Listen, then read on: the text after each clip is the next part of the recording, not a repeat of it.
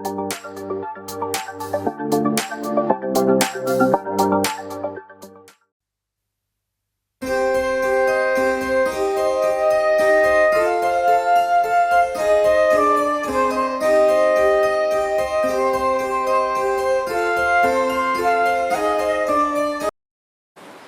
पुस्तकामध्ये मनुष्याला बदलण्याची ताकद आहे. हे असं पुस्तक आहे, हे पुस्तक ज्याच्या हातामध्ये पडेल तो व्यक्ती बदललाच पाहिजे. आणि या वचनामध्ये इतकी ताकद आहे.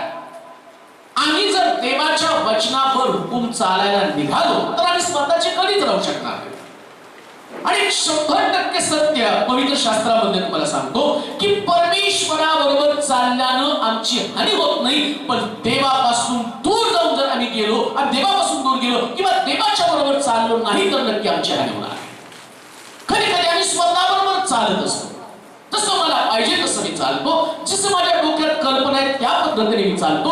पण मी जर देवाच्या इच्छेप्रमाणे योजनेप्रमाणे चालू लागलो किंवा दुसऱ्या भाषेत मी म्हणेन मी देवाच्या संगती चाललो तर माझी प्रगती होणार.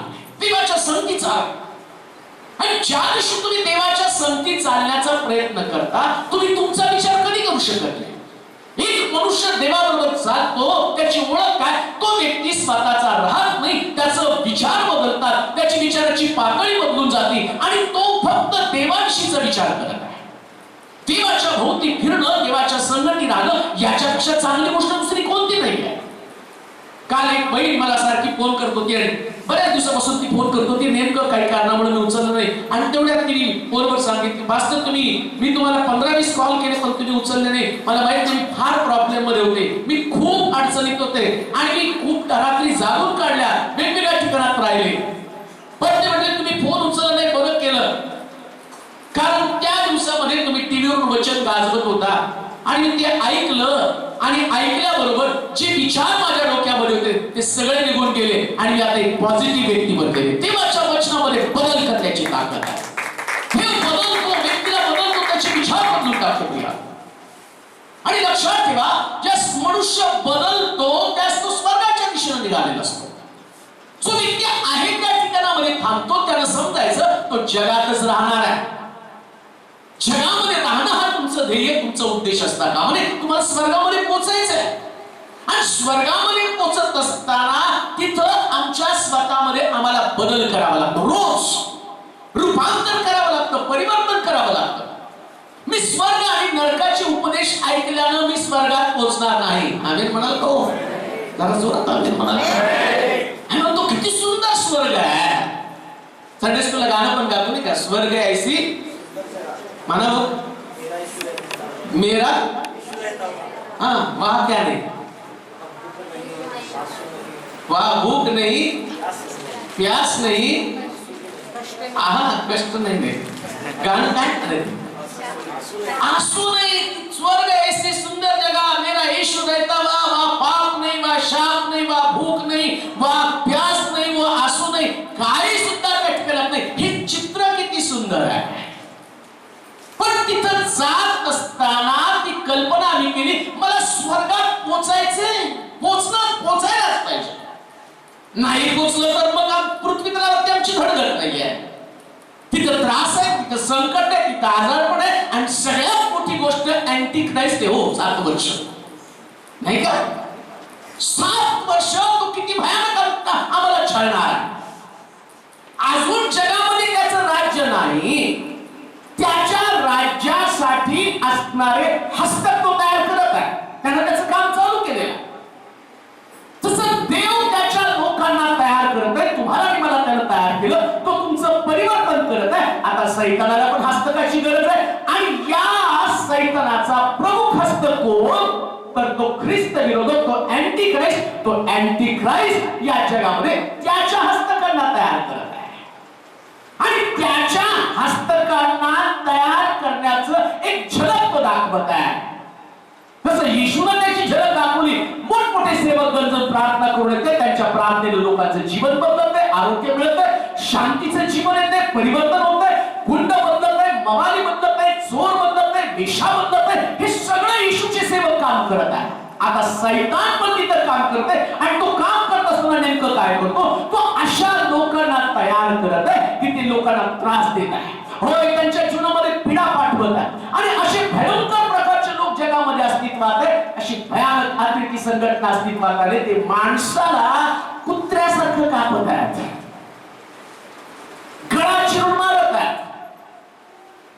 त्याच्यापेक्षा भयानक जे शास्त्रात लिहून ठेवलंय त्या प्रकारची गोष्ट मला ते नेटवरती दाखवलं. एक मनुष्याला असं बांधलंय, त्याच्यावरती त्याला पेटवून दिलंय, जळत आहे तो लोक त्याच्या भोवती नाचत आहे, तो दाखवत आहे त्याची झलक की जो या जगामध्ये राज्य करणार आहे.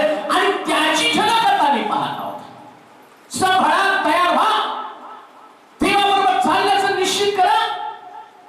आणि आमच्याच प्रश्नात, आमच्या समस्येत, आमच्या अडचणीमध्ये, आमच्या व्यक्तिगत जीवनामध्ये अडकून पडलो तर स्वर्गाचं एक अद्भुत गौरव तुम्ही भोगणार आहात. ते दिवस आता लांब नाही, ज्या दिवसामध्ये देवाचा पुत्र ढगावरती बसून येईल. आणि आल्यानंतर जे लोक विश्वासामध्ये टिकून राहिलेले, ज्याने सुयुद्ध केलेले, ज्याने विश्वास राखलेला आहे, आणि ते लोक त्याच्याबरोबर अनंत काळचं जीवन, अनंत काळचं राज्य उपभोगण्यासाठी जाणार आहे. पण जे लोक या पृथ्वी तलावर हे जीवा खा पी मजा कर, उद्याच्या दिवसाची खात्री बळगून म्हणत म्हणत तो दिवस अकस्मात, किती सुंदर सांगितलं, चोरासारखा तो येईल. ऐकत आहे मी सगळं, ऐकून पण आमच्या व्यक्तिगत जीवनामध्ये बदल नाही. 100% समजायचं आमची पावलं नरकाच्या वाटेवरती आहे.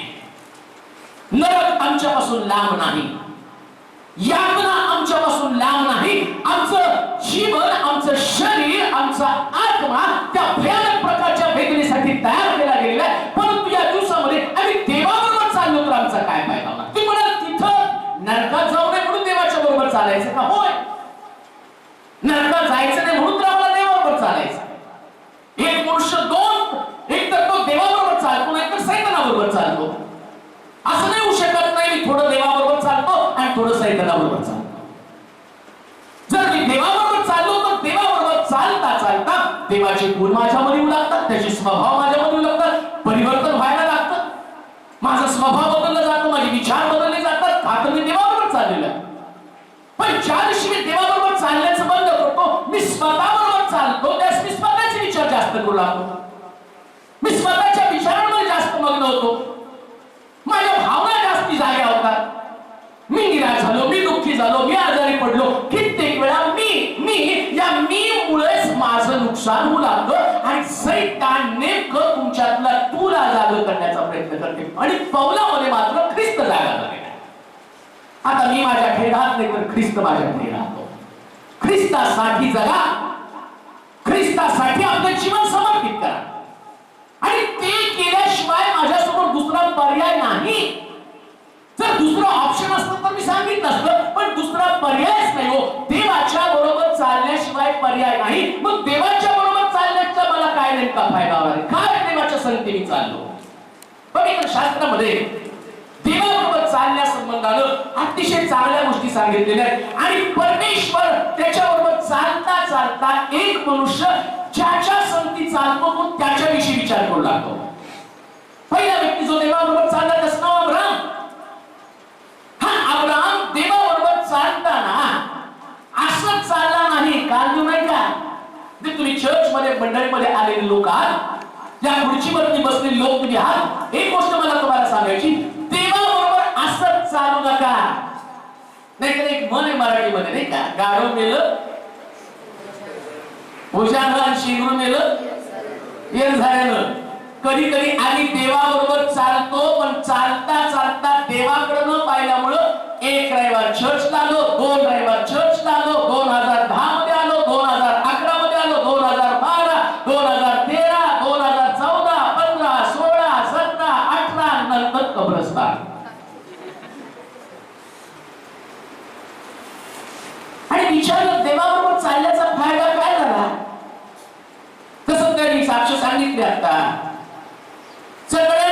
सगळ्यांच्या जीवनात साक्ष घडल्या, माझ्या जीवनात घडेल का नाही मला माहित नाही, आणि तो करेल का नाही ते त्याच्यासाठीच आहे. अशा विचारानं फक्त हेलपाटे मारणारे लोक थांबतील. पण ज्यांना असं वाटतं देवाबरोबर चाललो तर देवापासून मी काहीतरी मिळवणार आहे, देवाबरोबर चालताना देवापासून काहीतरी मिळवणार, असं चालू पार्टनरशिप व्हावी, त्याच्या राज्यात त्या गोष्टी तुमच्यासाठी मिळवाव्यात. आणि मग येशूने सुद्धा शिष्यांना प्रार्थना शिकवली आणि त्या प्रार्थनेमध्ये त्यांना सांगितलं की स्वर्गातल्या पित्याकडे प्रार्थना करा. आणि 3 महत्त्वाच्या गोष्टी त्यांना त्यात सांगितल्या. मागा म्हणजे मिळेल, शोधा म्हणजे सापडेल, ठोका तुमच्यासाठी उघडला जाईल. तुम्ही मागायला पाहिजे, पण नेमकं काय मागायला पाहिजे हा पण प्रश्न. देवाकडे काय ते पण कळलं पाहिजे. जी गोष्ट देवाकडे नाही ती जर मागितली तर देव देईल का? ज्या गोष्टी देवाला तुम्हाला द्यायच्या नसतात त्यांच्यासाठी तुम्ही प्रार्थना केली तर देव तुमचं ऐकेल का? मग कोणत्या गोष्टी देवाकडे आहे? आणि म्हणून अब्राम परमेश्वर त्याला म्हटलं माझ्या संगती चल. आणि चल म्हटल्याबरोबर त्याने देवाचं स्वरूप पाहिलं, देव कोण आहे हे त्यानं पाहिलं. त्याला एकच वाणी ऐकली आणि ती वाणी त्याच्याशी बोलत होती. आणि ती वाणी म्हटली उठ, आपला देश, गणगोत, आपले नातेवाईक या सर्वस्वाचा त्याग करून मी सांगतो तिकडे तुझं. आणि तो निघाला. आणि निघाल्यानंतर परमेश्वरानं त्याला भरपूर दिलं. बऱ्याच वेळा तुम्ही ऐकलं, सोनं दिलं, रूप दिलं, सगळ्या गोष्टी समृद्ध केलं. पण अब्राम काय प्रार्थना करते? अब्रामच्या डोक्यामध्ये काय आलं ते तुमच्या आणि माझ्या डोक्यामध्ये यायला पाहिजे. उत्पत्तीचं पुस्तक 15 अध्याय 1 आणि 2 वचन वाचूया. उत्पत्तीचं पुस्तक 15 अध्याय 1 आणि 2 वचन. या गोष्टी घडल्यावर अब्रामास दृष्टांतात परमेश्वराचं वचन प्राप्त झालं. ते असं अब्रामा भिवू नको, मी तुझी ढाल, मोठे प्रतिफळ मिळेल. अब्राम म्हणाला हे प्रभू परमेश्वरा, हा कसला हुशार होतो. देव त्याच्या बरोबर चालत असताना देवानं त्याचं नीतिमत्व किती अध्याय चालला? 12व्या अध्यायात हाक मारली, 13वा अध्याय चालला, 14वा अध्याय मध्ये त्याने मिळवलं. सगळं काय झालं? आता 15व्या अध्यायात देव यानं प्रार्थना केली नाही, देव स्वतः त्याच्याशी त्याला बोलायला सुरुवात केली. पहिला व्यक्ती आहे, पहिली व्यक्ती पवित्र शास्त्रामध्ये आहे ज्या व्यक्तीशी देव बोलत आहे आणि देव त्याला आशीर्वाद देण्यासाठी उत्सुक झालेला आहे. ब्लेसिंग्स. पहिली व्यक्ती ज्याचं गार, ज्याचा रक्षक, ज्याचा वॉचमॅन परमेश्वर बनायला तयार झालेला आहे. पहिली व्यक्ती. आम्ही तर रोज देवाजवळ प्रार्थना करतो, रात्री पायाखाली पायाजवळ देवदूत असते, उशाच्या जवळ देवदूत असू दे. जाताना माझ्या संगती राहा, घरात येताना माझ्या संगती राहा, रस्त्याने चाललो माझ्या संगती असू दे. पण तरी पण आमच्याकडे प्रॉब्लेम येतात, तरी आमच्याकडे समस्या येतात, तरी पण आमचं जीवन अडचणीमध्ये असतं. कारण आम्ही केलेली प्रार्थना देव ऐकत नाही का? कारण देव चालणाऱ्या व्यक्तीचं व्यक्तिमत्व तपासतो. कशा पद्धतीने तुम्ही चालत आहात? तुम्ही चालता पण उद्देश काय तुमचा देवाबरोबर चालण्याचा? देव जोपर्यंत तुमच्याशी बोलत नाही तोपर्यंत तुम्ही तुमचं मनोगत सांगू नका. आम्ही म्हणाल का? कधी कधी आम्ही देवाबरोबर चालतो का, देव आमच्याशी बोलतो का, त्या गोष्टीशी आम्हाला काय घेणं देणं नाही. आम्ही चर्च मध्ये आलो, देवाला सांगितलं, आम्ही एखादा उपदेश केला, देवा द्यायला सुरुवात कर, देवा येऊ दे येऊ दे येऊ दे, आणि येऊ दे म्हटल्यावर देव काय देत नाही. मग काय केलं पाहिजे? शास्त्र सांगतं अब्राम देवाबरोबर चालला आणि चालल्यावर देवाला उत्सुकता झाली अब्रामाशी बोलावं. लक्षात ठेवा, देव बोलण्याचा सगळ्यात उत्तम लाभ काय होतो त्याच्याविषयी मी तुम्हाला सांगतोय.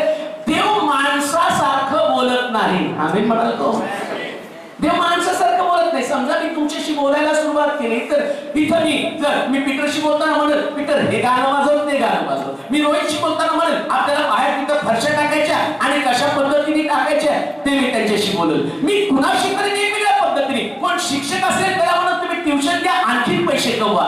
देव बोलताना माणसाप्रमाणे बोलत नाही, देव त्याच्या स्वभावाप्रमाणे बोलतो. आणि देवाचा स्वभाव काय? शास्त्र सांगतं देवानं जगावर एवढी प्रीती केली, आपला एकुलता एक पुत्र त्याला दिला. देवाचा स्वभाव काहीतरी तुम्हाला द्यायचा असतं आणि देव त्याच्या स्वभावाप्रमाणे जस्ट तुमच्याशी बोलायला सुरुवात करतो. पवित्र शास्त्रात दिलं, देव अब्रामाशी बोलू लागला. काय बोलू लागला? वाचाव. या गोष्टी घडल्यावर परमेश्वराचं वचन प्राप्त झालं. ते असं अब्रामा घेऊ नको, मी तुझी ढाल आहे, मोठं प्रतिफळ मिळेल. अब्राम म्हणाला हे प्रभू परमेश्वरा, किती हुशार आहे. त्यांनी जास्त वेळ पण खाल्ला नाही. तो म्हटला, देव म्हटलं मी तुला प्रतिफळ देणार आहे. ते आता याला काय मिळायचं बाकी हो? 13 अध्यायात बघितलं तर त्याच्याकडे काय हो? सोनं आहे, रूप आहे, उंट आहे, गाढव आहे, सगळं काही मिळालं. लक्षात ठेवा, जे मिळतं त्याच्यात समाधानी राहू नका. आम्ही म्हणाल का? जरा जोरात आम्ही म्हणा, जरा आणखी जोरात म्हणा. कधी कधी आम्ही जे मिळलं ना, आम्ही तो प्रभूला दिलेली अर्धी भाकर मी खात आहे, मग अर्धी कोणाला? प्रभू अर्धी भाकर देतो आणि आम्ही सांगतो देवाने अर्धी दिलेली समाधान आहे का? देव तू अर्धी खा. मला अब्रामासारख्या व्यक्तीला शोधायचंय, मला जे त्याला दिलं त्याच्यापेक्षा अधिक द्यायचंय. देवाला जे तुम्हाला दिलं त्याच्यापेक्षा अधिक द्यायचंय. आणि गोष्टी तुम्हाला परिपूर्ण करायचं, समृद्ध करायचं. पण प्रॉब्लेम असा की ते लोक देवाजवळ जात असताना देवाच्या स्वभावाचा फायदा घ्यायला तयार नाही. त्याच्या स्वभावाचा फायदा घ्या, त्याच्या चांगुलपणाचा फायदा घ्या. कधी कधी म्हणतो नाही का, एखाद्या राजकारणी व्यक्तीच्या बरोबर आणि त्याच्याबरोबर राहिलेले 2-3 कॉन्ट्रॅक्ट तरी मिळव, नाहीतर एखादी नोकरी तर लावून घे का? कारण मला माहिती त्याची पोच आहे, त्याचं वजन आहे. मी एवढे दिवस देवाबरोबर चालला, किती फायदा करून घेतला हो. काय लाभ करून तुम्ही घेतलेला, कशा पद्धतीने तुमच्या परिवाराचं, तुमच्या व्यक्तिगत जीवनाचं आणि फायदा करून घेतला. अब्रामाला विचारलं, देवा तुम्हाला देणार आहे, पण तुम्हाला काय देणार? वाचा परत वचन. हे प्रभू परमेश्वरा, तुम्हाला काय देणार? पण तुम्हाला काय देणार देवा? तुझ्या हातामध्ये काय, तुम्हाला काय देणार आहे? मला एवढे भूक चाललेले आहे, आता काय द्यायचं बाकी ठेवलं? धन दिली, संपत्ती दिली, सगळं काही दिलं, चांगलं आयुष्य दिलं. 80 वर्ष तो जगलेला. 80 वर्षानंतर त्याच्या डोक्यामध्ये प्रश्न आला, तो देवाला विचारतो, देवा तुम्हाला काय देणार? लक्षात ठेवा, जोपर्यंत तुम्ही देवाला काय देणार हा प्रश्न विचारत नाही, त्याचं उत्तर पण तुम्हाला मिळणार नाही. किती दिवस तुम्ही या गोष्टीचा शोध घेतला की देव तुम्हाला काय देऊ शकतो? काय देऊ शकतो देव तुम्हाला? तारण देऊ शकतो, होय तारण देतो. स्वर्गराज्य पण देतो. मग पृथ्वी तलावर तुम्ही जगत असताना आणखी तुम्हाला काय मिळणार? काय देवाला नुसतं त्याचा पुत्र देऊन आणि तुम्हाला स्वर्गाची वाट दाखवणं याच्यामध्ये इंटरेस्ट आहे? काय परमेश्वराला फक्त तुम्ही प्रार्थनेत राहावं, प्रार्थनेमध्ये राहून चर्चला यावं, आराधना करावी याच्यात इंटरेस्ट आहे? काय परमेश्वराला तुम्ही परमेश्वराच्या घरामध्ये आल्यावर नाचून गाऊन त्याची स्तुती करावी, लोकांना सुवार्ता सांगावी याच्यामध्ये इंटरेस्ट आहे? होय त्याच्यात इंटरेस्ट आहे, पण तो तुमच्याकडनं करून घेतो. पण देवाला तुमच्या बाबतीत काहीतरी करायचं असतं, पण त्याला माहित आहे, त्याला असं वाटतं की तुम्ही समजून घ्यावं की तो तुम्हाला काय देऊ शकतो. मग काय देऊ शकतो? वाचूया अनुवादाचं पुस्तक आणि त्याचा 8वा अध्याय 16 ते 18 वचन. काय देव आम्हाला देऊ शकतो? देवाकडे देण्यासाठी काय काय आपण वाचूया. अनुवादाचं पुस्तक त्याचा 8वा अध्याय 16 ते 18 वचन. 18 वचन वाचा पुस्तक. अनुवादाचं पुस्तक 8वा अध्याय 18 वचन. परंतु आपला देव परमेश्वर याचं स्मरण ठेव, कारण त्यानं तुझ्या पूर्वजांशी शपथपूर्वक केलेला करा कायम राखण्यासाठी तोच तुला आजच्या प्रमाणे धनप्राप्ती करून घेण्याचं काय देवाकडे देण्यासाठी कसलं सामर्थ्य? बोला जोरात, जोरात बोला हो, कशाला घाबरता? धन प्राप्ती करून घेण्याचं बोला ना, कशाचं? देवाला तुम्हाला अंबानीपेक्षा मोठं करण्याचं सामर्थ्य द्यायचंय. कोणीच आम्ही म्हणणार आम्हाला त्याला माहित नाही, देव तो पुढे जातो. आता आज आम्हाला वचन माहित आहे, आम्हाला पण धन प्राप्ती करून घेण्याचा मार्ग देवापासून शिकायचा. आमच्याकडे गरिबी आहे, आम्ही फेल आहोत, आमचा बिझनेस फेल आहे, आमच्या पगारामध्ये उन्नती नाही, आमच्या जीवनामध्ये अनेक नवीन आशा नाही, कारण आम्हाला धन प्राप्ती करून घेण्याचा मार्ग माहित नाही. आणि पवित्र शास्त्र सांगतं, देव तुमच्या पूर्वजांशी जो करार त्याला केला, आज तो करार तो तुमच्याशी करत आहे. आणि तो करार काय? मी तुम्हाला पावर किंवा ताकद देईल, मी तुम्हाला सामर्थ्य देईल, ज्याच्याद्वारे तुम्ही धन प्राप्ती करून घेणार आहात. देवाचे लोक हे कधी गरीब नसतात. असणार आहे. आम्ही म्हणाल का? देवाचे लोक बिना घराचे कधी नसणार आहे. देवाच्या लोकांकडे मोठे मोठे बंगले असावेत, जे म्हणतील त्यांना मिळणार. तुम्हाला आहेत की दोन दोन, अजून काय अजून पाहिजे? असं पाहिजे हो. देवाबरोबर चालल्यावर त्याला म्हटलं पाहिजे अजून एक दे, अजून एक दे, अजून एक दे. अब्राम देवाशी बोलतो, प्रभू काय देणार आहेस तू मला? किती निराशे, काय देणार आहे? लाडात आल्यासारखं. हालेलुया. लाडात येऊन बोला देवा, देवा काय देणार आहे? तो म्हटला, अरे मी जे तुला देतो धन प्राप्ती करून देण्याचा मार्ग आहे. फेल होणार नाही तुम्ही जगामध्ये कधी. पैसा कसं मिळवायचं हे जगातल्या लोकांकडून शिकू नका. जगातल्या लोकांचा मिळालेला पैसा ज्या वाटीने येतो त्याच वाटीने परत निघून जातो. कारण त्या पेपरला एका क्रिकेटरची बातमी आली. क्रिस गेल्स, सगळ्याला माहिती, कुरळे केसाचा, एकदम सुंदर, जबरदस्त. तो बॅटिंगला आला, बॉलिंगला आला, तुम्ही उठून जायचो. कारण हा विकेट तर काढणार आणि आपल्या बॉलरला धूळ होणार. दोन गोष्टी ठरलेल्या होत्या, त्याच्यामुळे मी तर बघत नव्हतो. आणि त्याला एवढा पैसा कमवला, एवढा पैसा कमवला. आणि मी का देव मार्ग दाखवतो त्या मार्गाविषयी मी तुम्हाला सांगते. खूप पैसा कमवला आणि तेवढ्यामध्ये मॅच फिक्सिंगच्या प्रकरणात त्याचं नाव आलं. आणि नाव आल्यावर कोर्टात गेला आणि असं सांगतात, पेपरला लिहिलं कोर्टामध्ये. आणि सुरुवातीला त्याच्या बायकोला त्यानं वाढदिवसाच्या, लग्नाच्या वाढदिवसाला चांगल्या कॅटची आणि सगळ्यात महागडी काही कोटी रुपयाची अंगठी त्याच्या बायकोला दिली. पण ज्या क्रिकेट फिक्सिंग मध्ये त्याचं नाव आलं आणि आता त्याची अवस्था आहे, सकाळी खाल्ल्यावर संध्याकाळच्या जेवणाची त्याची मारामार आहे. आणि तो क्रिकेटर काय करत आहे तर ट्रक चालवत आहे आणि बस स्टॉप धुण्याचं काम तो करतोय, गाड्या धुण्याचं काम करतोय. त्याचा मित्र वॉटसन त्याच्याविषयी म्हणत आहे तो एक चॅम्पियन आहे, पण त्याची अवस्था मला पाहत नाही. एवढ्या मोठ्या क्रिकेटपटूचं जर एवढं नामनिशाण, कारण तो जगाचा मार्ग एकदा मिळवलं निघून जातं, पण देवापासून मिळवलेलं टिकून राहतं. त्या मार्गावर, परमेश्वराच्या मार्गावर तुम्ही चालायला सुरुवात करा. मला तुम्हाला सांगता, तुम्ही जगातलं सर्वोत्तम प्रकारचा व्यक्ती बना.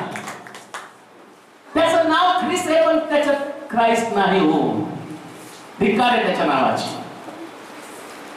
जर त्याच्यात ख्रिस्त असता तर त्याच्या ख्रिस्तानं त्याला रस्त्यावर आणलं नसतं. दावीद म्हणतो, त्यानं मला धुळीतनं काढून गादीवर नेलेलं आहे. देवापासून मिळवण्याचा मार्ग, धन मिळवण्याचा मार्ग फक्त परमेश्वराचं मंदिर आहे.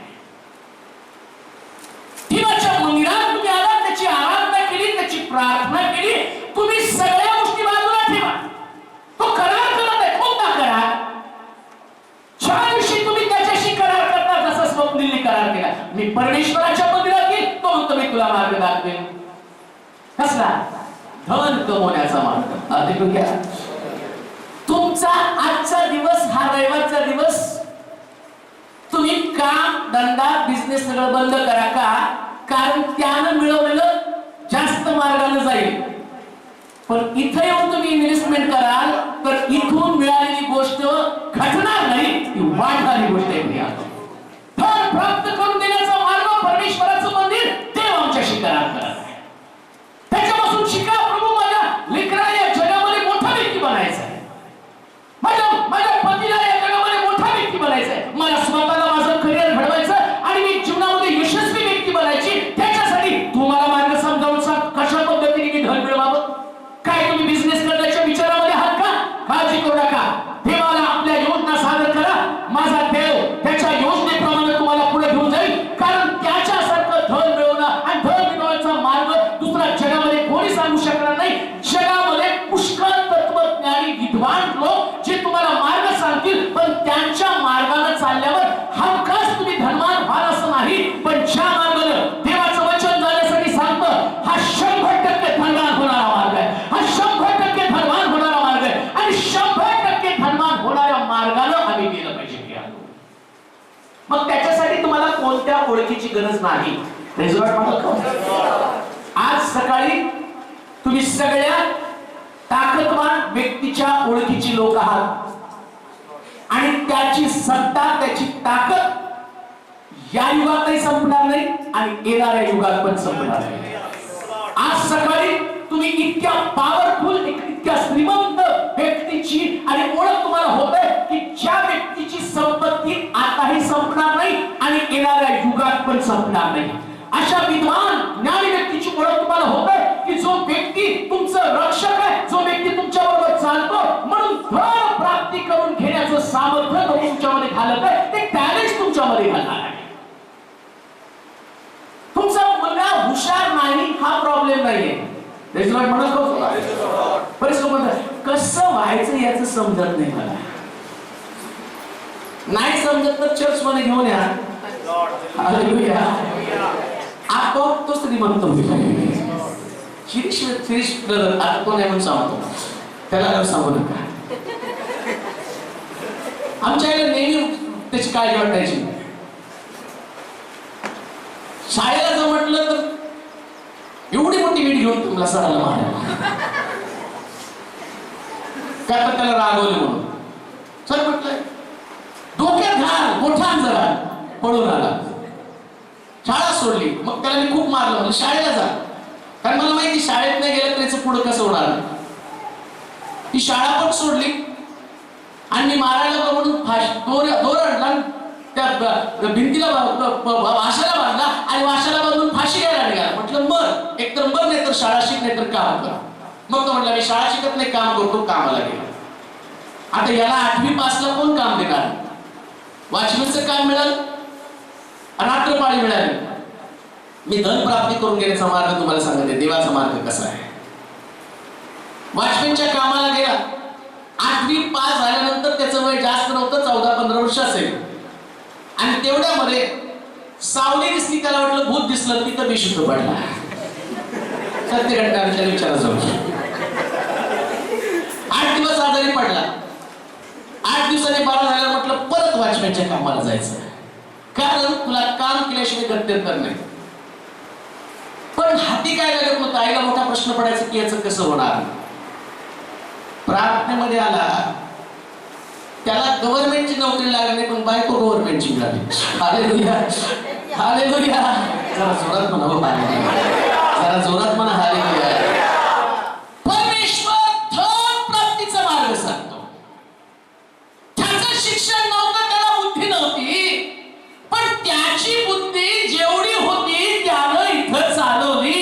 बऱ्याच लोकांना असं वाटतं इथली बुद्धी काय कामाची, इथली बुद्धी ही बुद्धी काय कामाची. याच बुद्धीने धन प्राप्त होती. धन प्राप्तीचा तो मार्ग आहे.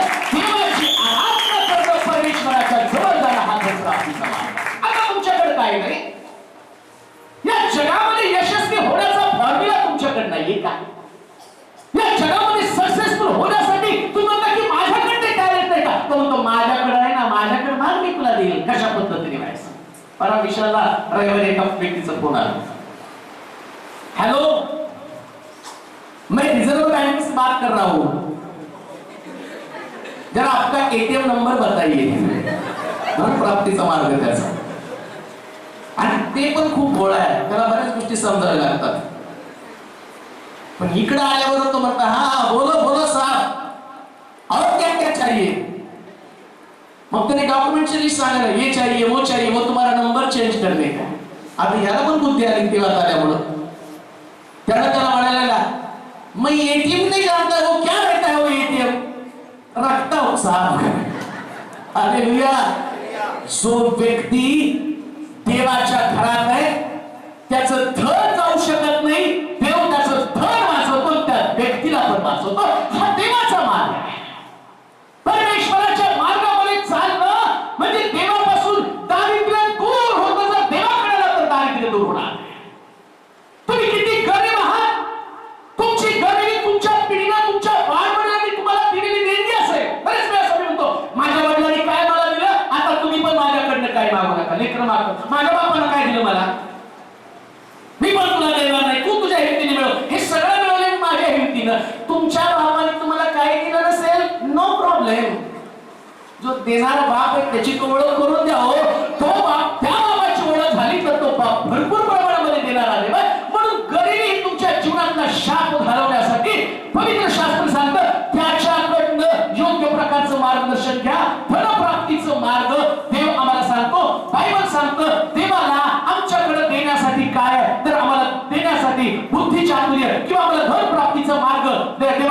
ज्ञान तो आम्हाला देतो. दुसरी गोष्ट आपण वाचूया, काय देवाला आमच्याकडे देण्यासाठी अब्राहम म्हणतो, तू मला काय देऊ शकणार आहे? दानिएलचं पुस्तक 9 अध्याय 22 वचन. दानिएलचं पुस्तक 9 अध्याय 22 वचन वाचूया.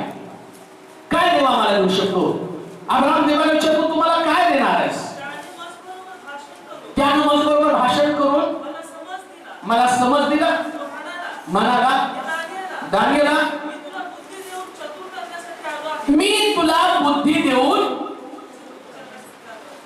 देवाकडे देण्यासाठी काय आहे?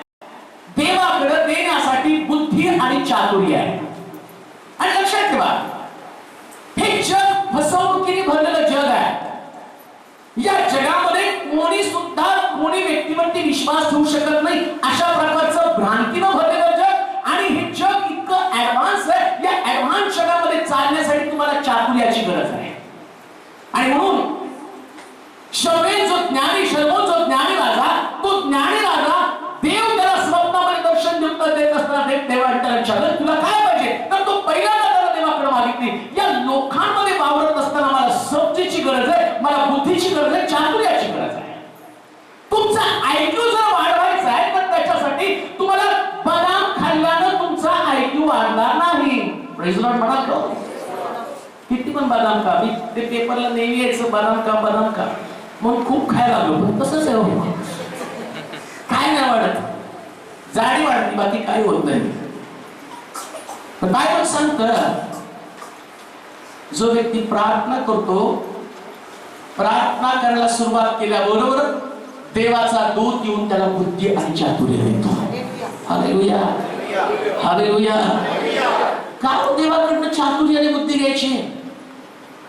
कधी कधी आम्हाला असं वाटतं, देव ही व्यक्ती कोणासाठी आहे? ती जगामध्ये आणि जे अज्ञानी लोक आहे, अज्ञानी, अशक्त, ताकद नसणाऱ्या लोकांचं आणि मार्ग कोणता असेल किंवा त्यांना जी मदत करणारी व्यक्ती कोण आहे? ती देव आहे.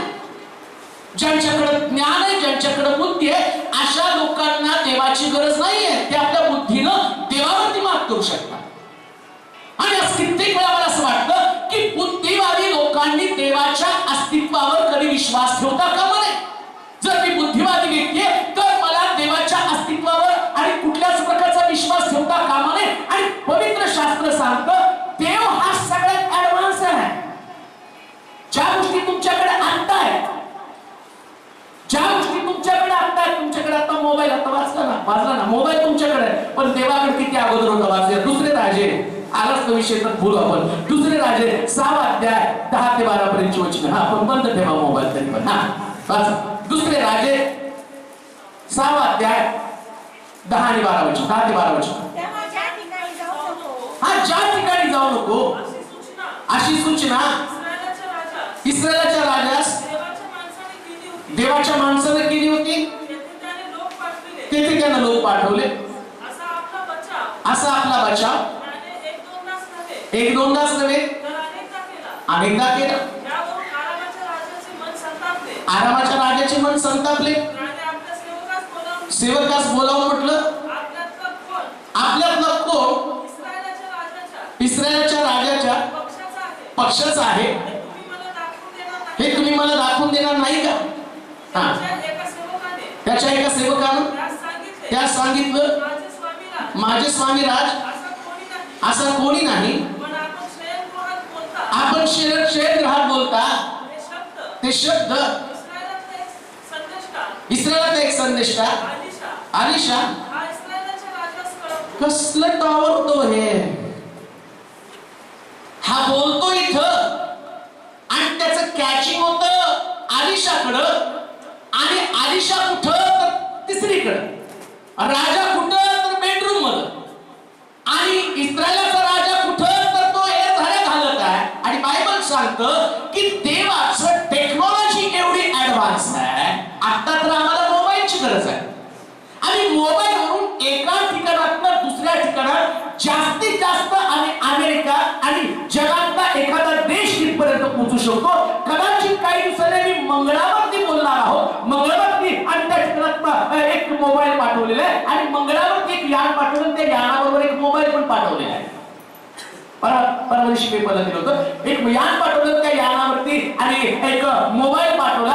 आणि तो मोबाईल यासाठी पाठवला मंगळावरती एलियन्स आहेत का काय ते बघावेत, आणि समजा एलियन्स असतील तर त्या मोबाईलनं तिथलं संभाषण त्याला ऑन करून ठेवलेलं आहे, आणि तो ऑन केलेला मोबाईल तिथलं संभाषण रेकॉर्ड करून खाली बसलेले नासामध्ये बसलेले आणि शास्त्रज्ञ त्या शास्त्रज्ञ त्यांच्या लहरीवरती कंटिन्युअस आणि काम करते.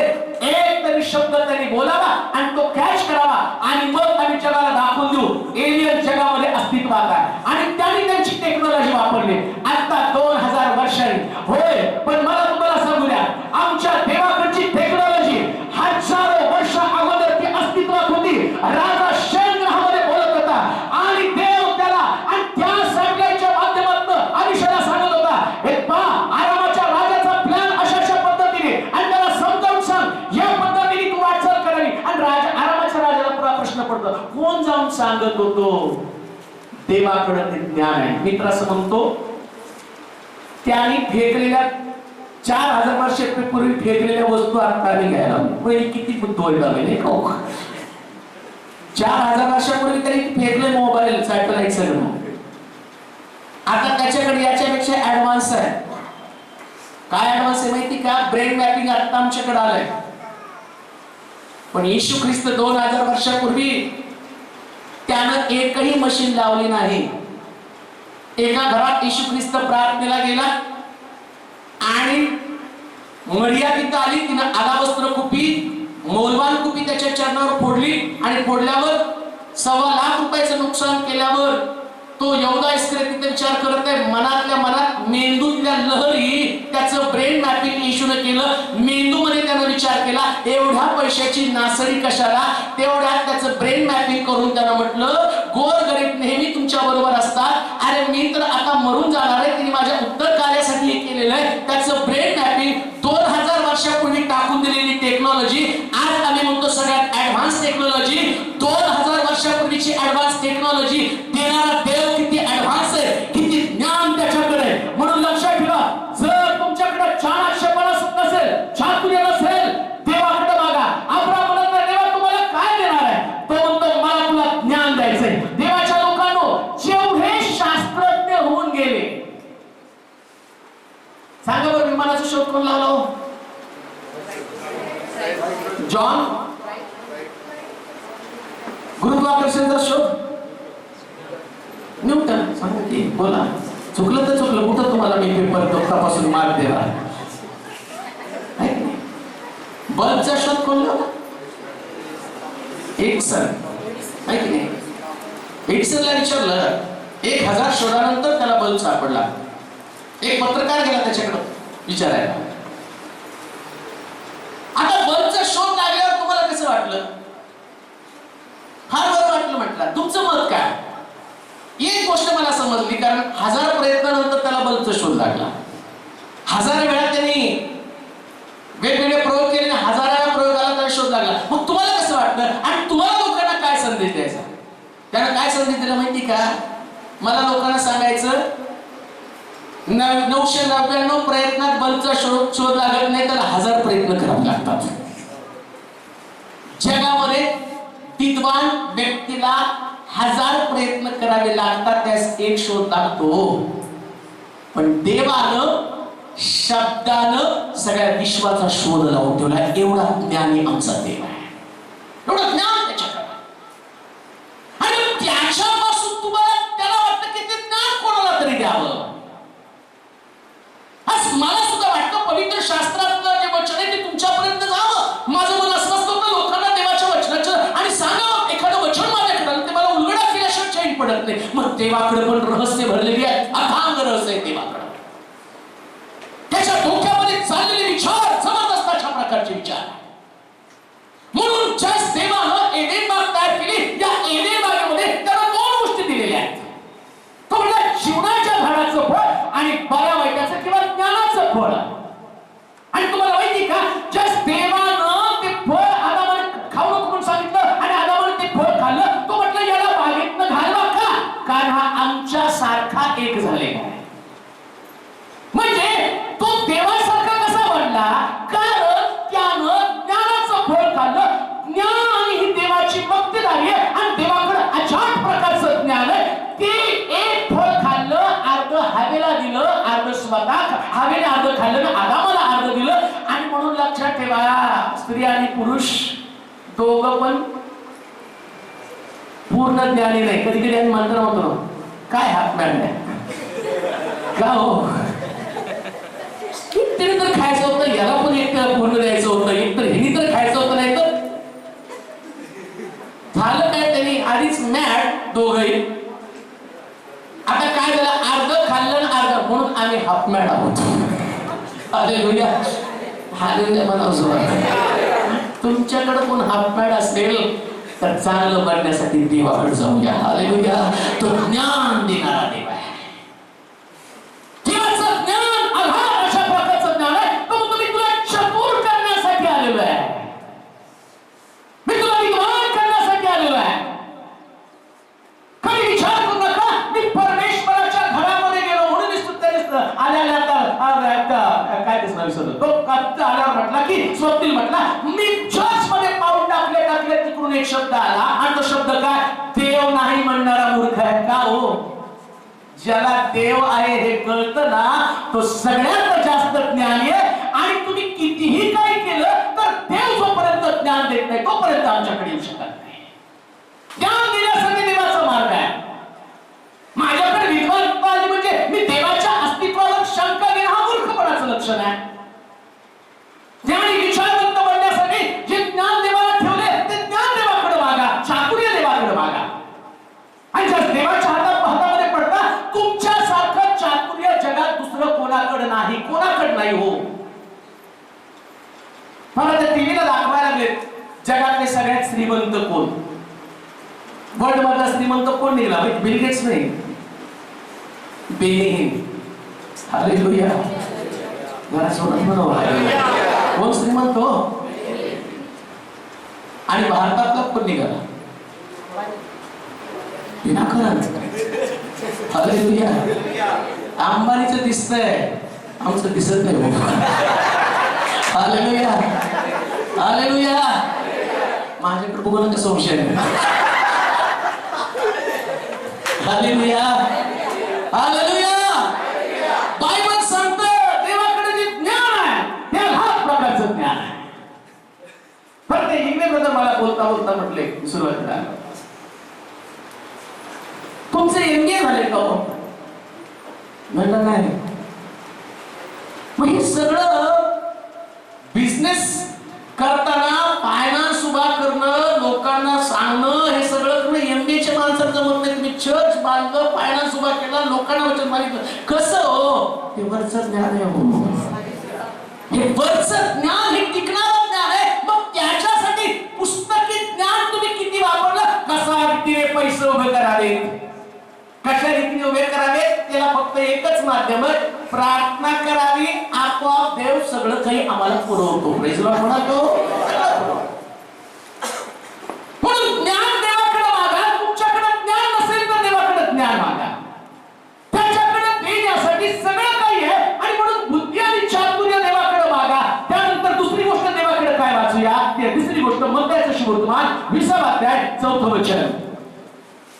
मत्थ्याचं शुभवर्तमान 20वा अध्याय आणि त्याचं 4थं वचन. काय देवाच्या हातामध्ये काय पाहूया. हा, तुम्ही पण द्राक्ष मळ्यात जा, जे योग्य तेही तुम्हाला दे.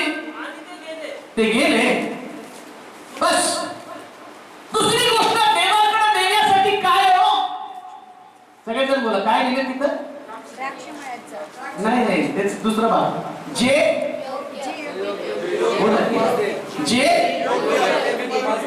काय देवाकडे द्यायला सगळं आहे, पण काय देतो देव? म्हणजे अयोग्य गोष्ट मागा सगळं हो, पण हक्क सांगू नका. हालेलुया, जरा जोरात हालेलुया बघा. आता केविन 7-8 वर्षाचा असेल. किती वर्षाचा? 8 वर्षाचा. आता त्यांची ऐपत आहे, सिव्हिल मध्ये स्टाफ आहे. आणि 8 वर्षाचा केविन एक दिवशी त्यांच्या पप्पा समोर, मम्मी समोर येतो. आणि मग चर्च मध्ये भरपूर पल्सर आहे. तो जातो, म्हणतो, पप्पा पल्सर घेऊन द्या ना. मागायचा अधिकार आहे, म्हणजे योग्य ते देणं मात्र देवाचा अधिकार आहे. हालेलुया. ज्या गोष्टी तुम्हाला देवाला मागायच्या त्या तुम्ही हक्कानं मागा. ज्या गोष्टी तुम्हाला पाहिजे त्या देवासमोर स्वप्नाच्या रूपानं सांगा. ज्या गोष्टी तुमची आवश्यकता आहे त्या गोष्टी तुम्हाला सांगण्याचं गरज आहे. पण मी असं म्हणतो, देवाच्या वचनात सांगितलं जे योग्य ते देव देण्यासाठी त्याच्या हातामध्ये, आणि देव तुमची योग्यता वाढल्यावर तुम्हाला त्या गोष्टी देणार आहे. कदाचित आता तुम्ही मागतात म्हणून तुम्ही निराश होऊ नका. मी प्रभूला प्रार्थना केली, मागितलं आणि त्यानं मला दिलं नाही. जर देव देत नाही तर ती अयोग्य गोष्ट आहे. अयोग्य गोष्टीसाठी तुम्ही डोकं किती पण देवासमोर आपटलं, देवा दे देवा दे देवा दे देवा दे, डोकं फुटून टेंगुळ येईल पण देव तुम्हाला देणार नाही. आणि समजा देवाला दिलं नाही, मला मागते देवा दे, जाऊ दे, मला जाऊ दे.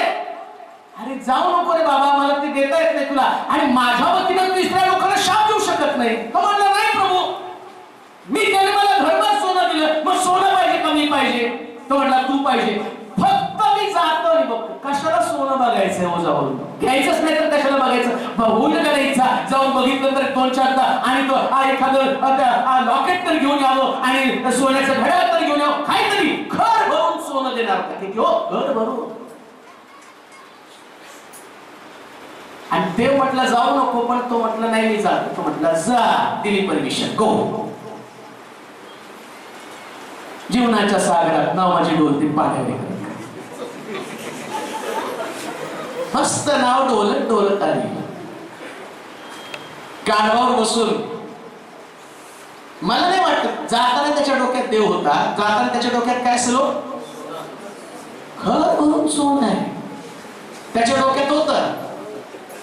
समजा देवानं त्याचे पाय सडकले नसते तर मी पुढची पायरी तुम्हाला आता सांगतो. त्यानं पुढे जाऊन म्हटलं असतं, देवा तुझ्या सेवेलाच वापरतो ना. Hallelujah, hallelujah. जोरात मला हालेलुया. पुढची पायरी, देवा सेवेला वापरतो, मी मला नाही वापरत. मी गेलो की संदेशांसाठी बायबल कॉलेज काढतो, मी गेलो की अनाथाश्रम उघडतो, राहू दे घरभर सोनं, आणि तुझ्या वचनात लिहून ठेवलं पाप्याचं धन धार्मिकासाठी, मग मी ते पण घेऊन येतो. पण देवाला माहिती, याला जरा जरी वस्त्री दिली, हा भट आहे, भटाला दिली वस्त्री, हळूहळू हातपाय, मग त्यानं ठरवलं तू जा. गेल्यावर गाढवाच्या कानात सांगितलं. लक्षात ठेवा, देव कधी कधी माणसाशी बोलायचं बंद करतो आणि प्राण्यांशी बोलतो, प्राणी देवाचं ऐकतात. हालेलुया. संदेश त्यानं देवाचं ऐकलं नाही. निनिवेकडे जाताना त्या योनाला सांगितलं, निनिवेकडचा तो तार्शिशला गेला, संदेश त्यानं ऐकलं नाही. पण बायबल सांगतं की ज्यावेळेस त्या संदेश त्याला पाण्यात टाकलं, माशानं देवाचं ऐकलं. आणि आता सुद्धा तो देवाचा सेवक जो आहे, आणि तो सेवक जात असताना आता गाढवी देवाचं ऐकली, आणि गाढवीनं त्या संदेश त्याची पावलं त्या कोपऱ्याच्या गोळामध्ये नेले, आणि त्या कोपऱ्यामध्ये त्याची दोन्ही पाय सडकले आणि तो जखमी झाला. देवाच्या मनात जे आहे ते मागा, मागण्याचा तुम्हाला अधिकार आहे, पण देणं मात्र देवाच्या हातामध्ये. म्हणून परमेश्वर काय देऊ शकतो, जे योग्य ते तुम्हाला देऊ शकतो. अयोग्य गोष्टी देणार नाही. आणि अयोग्य गोष्टी तुमच्यासाठी आणि तुमच्या अहिताच्या आहेत, त्याच्यात तुमचा नाश होणार आहे. एखादी गोष्ट तुम्ही देवाकडे हट्टानं मागत आहात, तुमचे विचार बदलू द्या. तुमच्या मनाच्या अट्टहासाप्रमाणे जर एखादी गोष्ट करण्यासाठी तुम्हाला तुमचं मन भाग पडत असेल, तर समजायचं एक मोठा नाश माझ्यासमोर आहे, आणि त्या नाशामध्ये अडकून माझं आध्यात्मिक जीवन पण संपणार आहे, माझं देवाचा सहवास पण तुटला जाणार आहे. म्हणून जे योग्य ते देवाच्या हातामध्ये, आणि ते देवापासून मिळवा. प्रत्येक गोष्ट देवापासून मिळवलेली चांगली असते. लक्षात ठेवा, कारण तोच एक करेक्ट आणि ज्ञानी व्यक्ती आहे. हालेलुया. हा पवित्र शास्त्रामध्ये इतकं सुंदर दिलेलं आहे. अब्राहम त्याच्या मुलाचं साठी पत्नी पाठवायला पत्नी शोधायला त्याच्या सेवकाला पाठवतो आणि तो काय सांगतो माहिती का, माझ्या आप्तगणातली तू घेऊन ये. आणि करत असताना हा देवाचा मनुष्य अब्रामाचा सेवक त्या विहिरीजवळ गेल्यावर देवाला एक प्रार्थना करतो. देवापासून काय, देवापासून, देवा जर माझ्या धन्यासाठी ती मुलगी योग्य असेल तर त्या मुलीनं पाण्याच्या विहिरीमध्ये उतरावं, मला पाणी पाजावं, माझ्या 10 उंटाला त्यांनी पाणी पाजावं. कारण त्याला माहितीये जर देवापासून असेल तर ते सर्वोत्तम असणार आहे. आणि त्याचा परिणाम काय, या इसाकाला रेबेका ही सर्वोत्तम गोष्ट मिळाली. सांगण्याचा उद्देश जे देवापासून सर्वोत्तम, जे तुम्हाला योग्य ते मागायला सुरुवात करा. मोठी नोकरी मागा पण देवाला म्हणा जर तुझ्या मनात असेल तर मला दे. आम्ही म्हणाल का, जरा जोरात आम्ही म्हणा, आणखी जरा जोरात. प्रत्येक गोष्ट, नोकरी असू द्या, घर असू द्या, पत्नी असू द्या, पती असू द्या. कधी कधी ते पोटामध्ये बाळ असताना मला मुलगाच पाहिजे बरं का प्रभू. देव म्हणतो मला माहिती आहे मुलगा द्यायचा का मुलगी द्यायची. अहो तो मुलगा दे, मुलगा दे, आणि मग डॉक्टर सांगतात नाही हो मुलगा नाही. इथं मी दुःखी व्हायला लागतो. ते म्हणते गेला मुलगा मागते ना देतो, आणि मग देतो, त्याच्या मनात मुलगी असते. तो नाही हिला मुलगी द्यायची, फार प्रेम करेल, त्यांचं सांभाळ करेल, अमक करेल, मुलगा होतो. आता देवाला स्वर्गामध्ये एवढे सगळं परिवार आहे, 600 650 परिवार, त्याच्यात एक तुमच्याकडे कुठं तो बघणार आहे. मुलगा घ्या, मुलगी घ्या, बसा खेळत, आणि इकडे खेळायला लागतो. मुलगा मोठा होतो, त्याचं लग्न होतं, हे वृद्धाश्रमात मुलगा बघल्यात. आणि मग त्यावेळेस काही म्हणजे म्हणतात आज मुलगी असती तर किती बरं झालं असतं. दुसऱ्याच्या मुली त्यांच्या आई वडिलांना सांभाळतात. मी देवाला जर योग्य मागितलं असतं तर देवाच्या मनात असतं मला मुलगा देणार, तर तो मुलगा मला त्या नातं सांभाळला असतं. जी गोष्ट ती देवाकडे मागा. देवाला देण्यासाठी सर्व काही आहे, सर्व त्याच्या हातामध्ये. मेडिकल सायन्स काही करू शकत नाही पण देव सर्व काही करू शकतो. जगामधला कुठला तत्वज्ञान काही करू शकत नाही पण परमेश्वर सर्व काही करू शकतो. प्रिया तो देव आहे. आणि देवाकडे मागताना मागा प्रभू जे तुझ्या हातात आहे आणि जे तुला योग्य दिसतं ते मला दे. तुम्ही मागा पण देवाला त्याच्या योग्यतेप्रमाणे तुम्हाला देऊ द्या. देवाच्या मनात तुमच्याविषयी काय आहे, काय देवाला तुम्हाला देण्याची इच्छा आहे. आता नेमका प्रॉब्लेम हा अब्रामाला हे रहस्य कळालं नाही.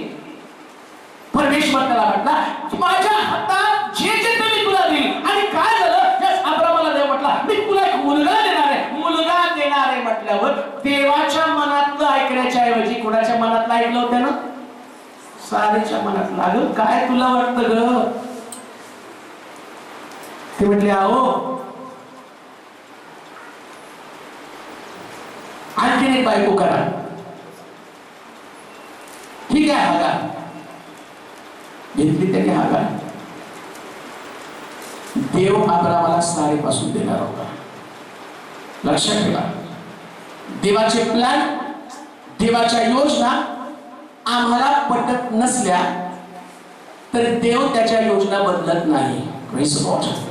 ते युती सरकार नाही का,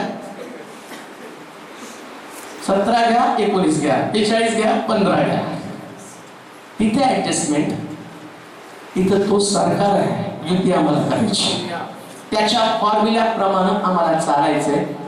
बायबल सांगतं जे अयोग्य ते देवाला आम्ही मागू शकत नाही. देवाच्या हातामध्ये सर्व काही. एकच गोष्ट वाचूया, बऱ्याच गोष्टी आहेत पण एकच गोष्ट वाचू आणि त्यानंतर आपण संपूया.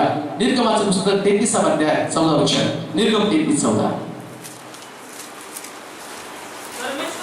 परमेश्वर म्हणा मी स्वतः येईल आणि मी तुला विसावा देईल. दुसरी चौथी गोष्ट, परमेश्वराकडे काय विश्रांती, आराम आहे. जर विसावा पाहिजे तर परमेश्वराकडे जायचं. जर तुमच्या विसावा या शब्दाचा अर्थ समाधान, विसावा शब्दाचा अर्थ दगदगल्यापासून आणि पूर्णविराम. काय तुम्हाला सुंदर विसाव्याची गरज आहे का, मग विसाव्यासाठी सुंदर ठिकाण कोणतं तर परमेश्वराचं चरण.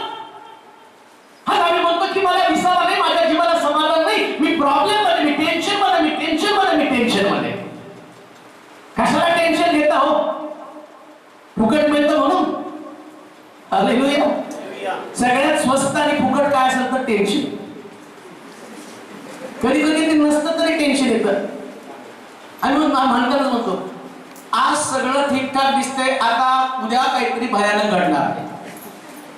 म्हणजे आम्हाला एवढी सवय झाली असते की प्रश्न येणारच आहे, खात्रीच आहे. आणि तो येऊ द्या आता, आज हे पाहिलं, उद्या काय पाहतो प्रश्न. माझा जीव उद्या काय टाळत असतं ते उद्या काय बघतो ते आम्हाला कळत नाही. टेन्शन घेत आम्ही निघालो, पण पवित्र शास्त्र सांगतं त्याचं कारण आणि स्वतः आम्हालाच विसावा नको असतो. आम्हाला शांतपणे विचार करत बसायला आम्हाला आवडत नाही. आम्ही येशूला घरात बोलवतो आणि पाहतो लाजरसच्या घरामध्ये मरियेनं येशूला बोलवलं. गुरुजी आमच्या घरी या ना. येशू गेला तिकडे बसला. मरिया जाऊन येशूच्या चरणाजवळ बसली. बोला प्रभू तुम्ही. आणि इकडं कोण आहे? मार्था. तिचं डोकं एवढं फिरलं. कशाला टेन्शन घेते, तू पण बस ना तिथं. पवित्र शास्त्र सांगतं तिला राहावं नाही. येशूचं लक्ष तिच्याकडे. तिथं मला वाटतं तिने स्वच्छता करताना ते कापड घेतलं असेल, जोर जोरात आपल्याला चालू केलं असेल का. कारण येशू प्रार्थना करायला लागलाय, मरिया ऐकायला लागलेली, आणि मार्ताला एकटीला कामाचं ताण पडल्यावर पाण्याचा ग्लास आणून आपटत असेल निसटल्यासारखा. आणि सगळं करता करता येशूचं लक्ष तिच्याकडे जायला. मग म्हणते गुरुजी जरा त्या मरियाला समजावून सांगा ना, पण ती काही काम करत नाही, मला मदत करत नाही. येशू तिच्याकडे बोलतो मार्थे मार्थे तू बहुत गोष्टीची चिंता बदल करते. मरिया नेहमी साऱ्यासाठी चांगला वाटा निवडला. जगामध्ये ना तुमचा पती, तुमची पत्नी, ना तुमची लेखक, ना तुमची मित्रगण, ना तुमचे नातेवाईक तुम्हाला रेस्ट देणार. पण 100% विसाव्याचं ठिकाण देवाचं जन आहे. देवाला देण्यासाठी विसावा. का तुम्ही दंगल करत आहात? तुमच्या विचारानं परिस्थिती बदलणार नाही. तुम्ही किती पण आदळआपट केली तरी परिस्थितीमध्ये फरक पडणार नाही. तुम्ही किती सुद्धा स्वतःच्या जीवाला त्रास करून घेतला तर परिस्थितीमध्ये फरक पडणार नाही. मग काय करायचं? आता जाऊन येशूच्या चरणाजवळ बसणार. बस. हा कधी मंदिराकडे गेला तर तुम्हाला दिसेल सगळे म्हातारे मंदिरामध्ये वाती वळत बसते. तेवढे वाती देवाला लागत नाही हो, पण ते टाइमपास करत बसतात. कारण त्यांना माहितीये इथं वळून वळून आता ते आम्हाला बाहेर काढले. आणि मग अंतिम क्षणाला ते म्हणतात तिथं आल्यावर फार बरं वाटतं, मन हलकं होतं. जे त्यांनी अंतिम दिवसात केलं आपण तरुणपणी करू. विसाव्यासाठी देवाच्या चरणाजवळ जाऊया. रेस्ट. काय आजार पडून थकून गेले आहात? एक उपचार, दुसरा डॉक्टर, तिसरा डॉक्टर, चौथा डॉक्टर, तुम्हाला आराम मिळत नाही. तुम्ही डॉक्टर बदलले, तुम्ही ठिकाण बदललं. एका गावात दुसऱ्या गावात, एका सिटीत दुसऱ्या सिटीमध्ये खराशी तुम्ही एवढा सगळा प्रयत्न केला असेल. पण आता शास्त्र सांगतं तो माझ्याकडे येणे तुम्हाला विसावा देईल. कष्टी व भाराक्रांत जनो तुम्ही सर्व करा, मी तुम्हाला विसावा देईन. येशू फक्त विसावा देणारा देव. तुम्हाला विसाव्यासाठी येशूच्या हातात पडा. कधी कधी आम्ही म्हणतो आता रिटायर झालो ना, माझ्या आमच्या मुलाकडे जाईल, रिटायर झालं. काय नाही हो, त्यांची लेकरं सांभाळायला तुम्हाला बोलवतात. कोण पण इतकं वाईट, डॅडी तुम्ही आला नाही, बाळ खूप रडतं. तू कोण आहेस? बाळ खूप रडतं, तुमची आठवण काढतं. तुमची आठवण काढत नाही, आम्ही ओळखलं. आम्ही ओळखलं, त्याला काय आमची आठवण येत नाही. तुला कुठं तरी फिरायचंय, ते माझ्या मोकंडी टाकायचंय, आणि मग तुला जाण्यासाठी तुला विसावा पाहिजे म्हणून तू माझा विसावा भंग करत आहे. पवित्र शास्त्र सांगतं सगळ्याला टाकलं. प्रभू जो प्रार्थना करत बसलं ना, इतका विसावा. कारण लक्षात ठेवा, प्रार्थना करणाऱ्या लोकांच्या भोवती आपोआप लोकांची गर्दी जमते. हालेलुया, हालेलुया म्हणून जोरात. जर प्रार्थना केला तर तुमच्या बायबल सांगतं तुझे लेकरं मेजाभोवती जैतुनाच्या रोपासारखी होतील. आपोआप धार्मिकतेमध्ये असल्या कारणानं आता विसावा, रेस्ट आहे. आणि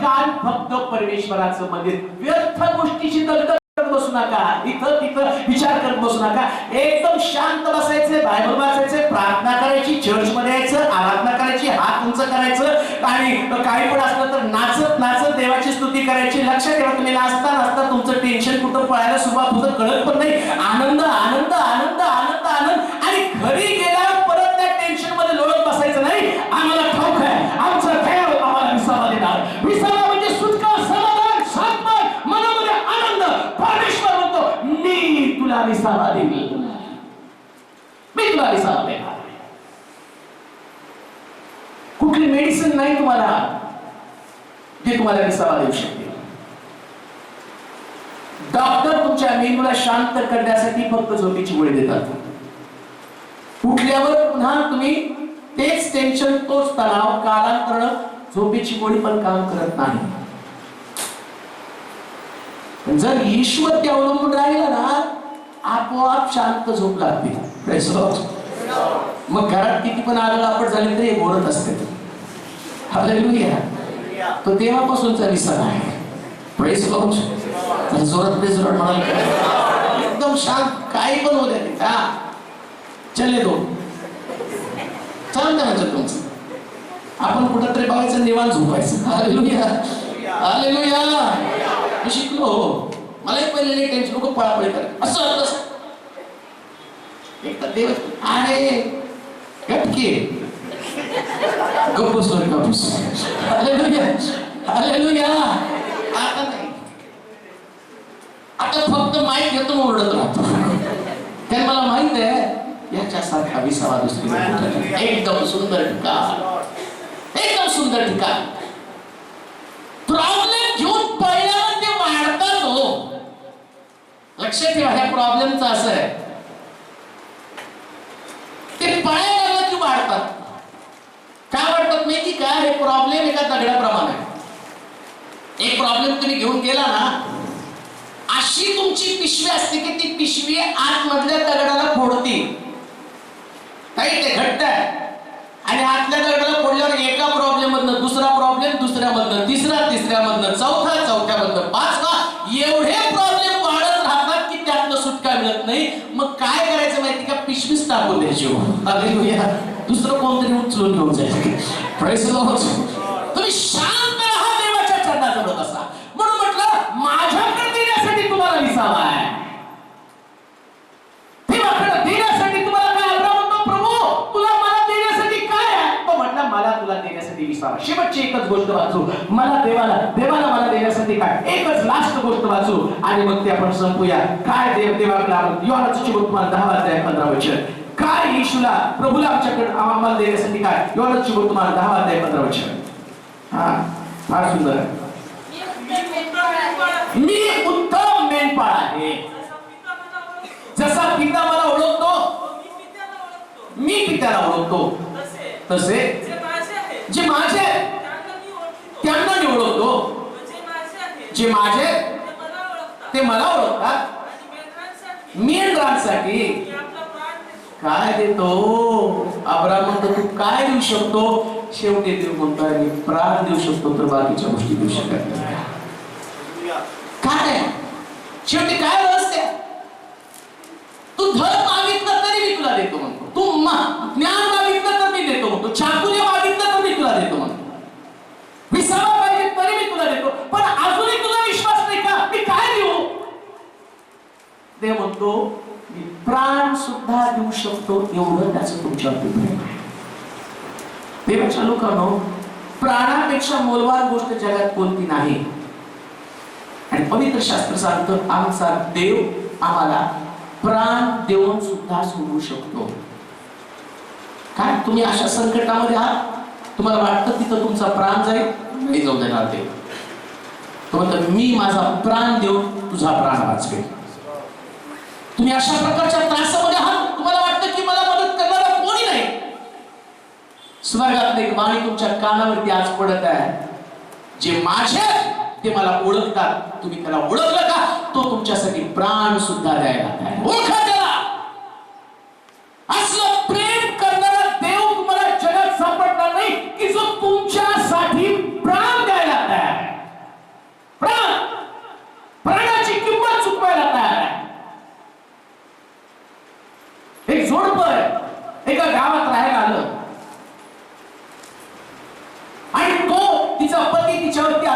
प्रेम करणारा पती, सत्य घटना आहे. आणि तो दिवसभर गवंडी काम करून मजुरी करून त्याच्या पत्नीला सुखात ठेवण्याचा प्रयत्न करत होता. आणि शेजारी राहणारा रिक्षावाला त्या बाईला त्यानं अनेक प्रकारच्या स्वप्नांचं आमिष दाखवलं. तो म्हटलं की तू एवढी सुंदर आहे आणि तुझा नवरा असला हमारी काम करतो आणि तू तर एखादी आणि चांगल्या घरामध्ये जायला पाहिजे. आणि त्यानं त्या रिक्षावाल्यानं तिला आपल्या प्रेमाच्या जाळ्यामध्ये ओढलं. आणि ती स्त्री तिच्या नवऱ्याला तिने आणाभाका घेतला की सुखात दुखात सगळ्या गोष्टीमध्ये मी तुला सोबत करेल, तुझ्या गरिबीमध्ये तुझ्या सोबत राहील. पण नंतर तिच्या लक्षात आलं की याच्या गरिबीत मी राहू शकत नाही. आणि मग तिनं काय केलं, त्या रिक्षावाल्याच्या मदतीनं त्या नवऱ्याच्या डोक्यामध्ये दगड घालून त्याच्या डोक्याचा चेतामेंढा करून टाकला. का? कारण ती खरं प्रेम करत नव्हे, ती आपल्या पतीवर प्रेम करणारी नव्हती. पण पवित्र शास्त्र सांगतं आमचा देव आमच्यावरती खरं प्रेम करणारा आहे. तो मरायला तयार आहे, तो तुमच्यासाठी प्राण द्यायला तयार आहे. आता प्राण देतो म्हणजे बाकीच्या गोष्टी तर त्याच्यापेक्षा कुठल्या जाऊनच आहे. जर तो प्राण द्यायला तयार आहे तर बाकीच्या गोष्टीविषयी तुमचं मन का कचरत आहे? काय देव तुम्हाला देऊ शकत नाही का? म्हणून देवाकडे देण्यासाठी अब्राहम विचारतो तू मला काय देणार आहे? त्याचं उत्तर तो सांगतो मी तुझ्यासाठी प्राण देणार आहे. तेव्हा त्याने सांगितलं तिथं. येशू सुद्धा स्वतः म्हटला मी उत्तम मेंढपाळ आहे आणि उत्तम मेंढपाळ आपल्या मेंढरासाठी प्राण देतो. नुसतं बोलला नाही, हो तिथं बोलला. आणि जाता जाता येशू ख्रिस्त खरोखर त्यानं लोकांसाठी वधस्तंभावर प्राण दिला. बोलत नाही तो करून दाखवतो. आज दुपारी चेअरअप व्हा, आनंदित व्हा. प्रभूला तुम्हाला देण्यासाठी प्राण पण त्यानं आपल्या हातमध्ये घेऊन ठेवलेला आहे. हा माझा प्राण आहे, तर तुला वाटलं तरी तुझ्यासाठी प्राण पण देईल. देव करू आपण प्रत्येकाला प्रभूच्या प्रेमाचं रहस्य समजण्यासाठी सहाय्य करू. आपले डोळे बंद करू, आपल्या जागेवर बोलवूया, नतमस्तक होऊया, आपल्या मान आपण झोपूया. देवाचं वचन आपल्याकडे आले. तुझ्या सानिध्यात चालल्यानं आणि आमची कधी राहत नाही. तुला देण्यासाठी असंख्य गोष्टी तो आपल्या हातामध्ये घेऊन अब्राहमानं प्रश्न केला, तोच प्रश्न आज सकाळी मी तुला करत आहोत. तू आम्हाला काय देणार? त्या गोष्टी आम्हाला समजल्या नाही. कित्येक लोकांना तू काय देऊ शकतो याचं उल्लंघन न झाल्या कारणानं आज तशाच प्रकारचं जीवन, त्याच पिढीतलं जीवन ते जगत आहे. परंतु आज सकाळी एक व्यक्तीसाठी प्रार्थना करतो माझ्यासाठी की तू देणाऱ्या त्या गोष्टींकडे त्यांचं लक्ष लागलं नव्हतं. कोणी दरिद्री गरीब राहू देऊ नकोस, कारण धन कमवण्याचा मार्ग तुझ्याजवळ आहे. कोणी बुद्धिहीन मूर्ख या जगामध्ये तुझे लोक असू शकत नाही, कारण ज्ञानाचा अथांग सागर तर तुझा आहे. आज तुझ्या लेकरांसाठी मी मागत आहे ते ज्ञान, ते चातुर्य त्याला तू दे. आणि जगामध्ये वावरत असताना तुझे लोक कशा पद्धतीचे असावेत याविषयी स्पष्ट मार्गदर्शन करण्यात येते. माझ्या या जगामध्ये मी खूप फिरलो, खूप ठिकाणी भटकलो, परंतु खरा विसावा फक्त तुझ्या चरणाजवळ आहे. जिथं डोकं टेकावं, जिथं मनोगत सांगावं, जिथं आमच्या भावना व्यक्त कराव्या, जिथं आमच्या मनातलं दुःख व्यक्त करावं, असं ठिकाण मर्यादा निवडलं. आणि आज दुपारी आम्ही ते ठिकाण निवडत आहोत. मर्यादा चांगला वाटत तिच्यापासून कोणीही नको शकणार. तसं प्रत्येक व्यक्तीला उत्तम विसावा तू देतो याचा अनुभव हे प्रभू आमच्यावरती दया कर. आम्ही स्वतःचे न राहता आम्ही देवाच्या प्रतिरूपाचं बनावं, त्याच्या मार्गामध्ये चालावं, त्याचा आदर करावा, त्याचा सन्मान करावा यासाठी फक्त सांगितलं. आम्ही घडले जाऊन तो आमच्यात उंच केला, आमचा ऱ्हास होते, आमचे विचार बदलून टाक आणि ख्रिस्तामधलं गौरवी आजवर जीवन आम्हाला प्राप्त होते. हे प्रभू आम्ही तुझं गौरव करतो. किती भावनिक आव्हान तो आम्हाला केलेलं आहे. तुमच्यासाठी देण्यास माझ्याजवळ प्राण आहे. आम्ही तर किती वेळा बारीक सारीक गोष्टीपासून तुझा मार्ग सोडून दिलेला आहे. सहज आम्ही तुझ्या मार्गाचा त्याग केला, पण आज तू म्हटणार आहे की बाप सोडा नका सोडू, पण मी तुमच्यासाठी प्राण देण्यास तयार आहे. कधी सुद्धा तुमच्या समोर जर ठेवलं नाही तुम्ही बाप सोडलं तर मी प्राण देऊ. तो देऊन टाकलास प्रभू, देऊन टाकलास. आणि आज आम्हाला तो एक खात्रीशीर अभिवचन दिलं, जर प्राण देतो तर बाकीच्या गोष्टी पण तुम्हाला देणार. हे प्रभू मनापासून तुझी स्तुती करतो. आज निराश होऊन लोक आले असतील पण आशा घेऊन जाऊ दे. आज अंतःकरणामध्ये एक ओझा घेऊन आले असतील, तणाव घेऊन आले असतील, पण आज त्यांच्या तणावात त्यांना सुटका दे. आज ज्यांच्याकडे आधार नाही, आश्रय नाही, निवारा नाही, विसावा नाही, पण आज त्यांचा विसावा तू दे माझ्या देवा.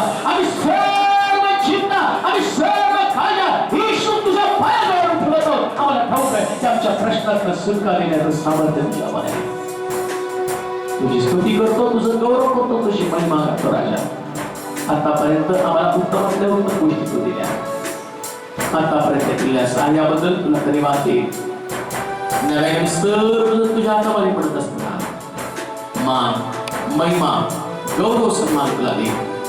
येशूच्या नावात ती प्रार्थना मागितली म्हणून जाईल. आमेन. आता देवबापाची कृती, प्रभू येशू ख्रिस्ताची कृपा, पवित्र आत्म्याची सहभागिता तुम्हा सर्वांबरोबर आता आणि सदा सर्वदा असो.